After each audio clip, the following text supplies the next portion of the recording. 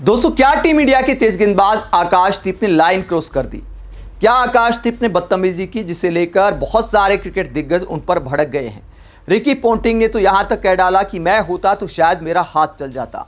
हालांकि बदतमीजियां तो इंग्लैंड की तरफ से भी लगातार की जा रही हैं, लेकिन आकाशदीप क्या कुछ ज्यादा कर गए। बेन डकेट के साथ पंगे को लेकर बवाल कट गया है। इंग्लैंड का टीम मैनेजमेंट भी भड़क गया है। इंग्लैंड के असिस्टेंट कोच का बयान भी आपको सुनाएंगे। पहले बताते हैं कि पंगा क्या हुआ था। आकाशदीप गेंदबाजी कर रहे थे, बेन डकेट उन्हें लगातार बाउंड्री मारते हैं, उसके बाद कुछ कहते हैं। बेन डकेट ताना मारते हैं कि आप मुझे आउट नहीं कर पाओगे। उसके बाद रिवर्स स्कूप खेलने जाते हैं और गेंद विकेट कीपर के दस्तानों में चली जाती है, बल्ले का किनारा लेकर। बेन डकेट आउट होते हैं तो आकाशदीप कुछ इस अंदाज में विदाई देते हैं, सेंड ऑफ देते हैं। ये देखिए, कंधे पर हाथ रखा हुआ है और मुस्कुरा रहे हैं। तो इस बात को लेकर बहुत सारे लोग भड़क गए हैं कि चलो स्लेजिंग करने तक ठीक है, लेकिन कंधे पर हाथ रखकर इस तरह की विदाई देना सही नहीं है, क्योंकि ना तो दोनों के बीच कोई दोस्ती है और आकाशदीप बेन डकेट से काफ़ी जूनियर खिलाड़ी हैं। तो इस बात को लेकर क्लास लगा दी है बहुत सारे क्रिकेट एक्सपर्ट ने कि आकाशदीप को थोड़ा लिमिट में रहना चाहिए था।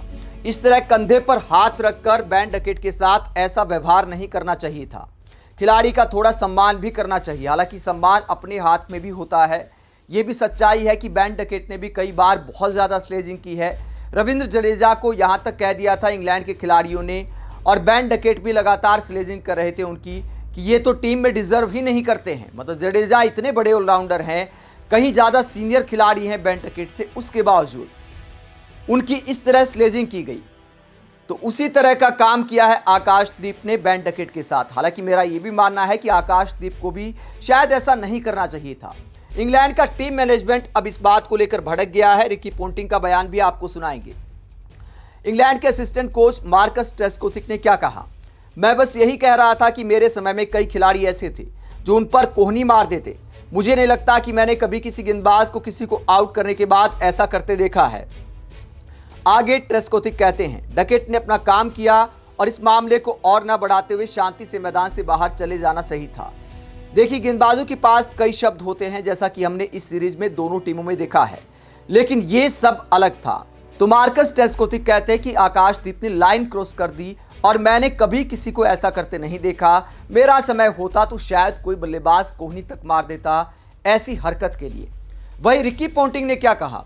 रिकी पोंटिंग से एक चर्चा में जब सवाल किया गया कि आकाशदीप ने जिस तरह बेन डकेट को सेंड ऑफ दिया, तो आप होते तो क्या आपका हुक चल जाता?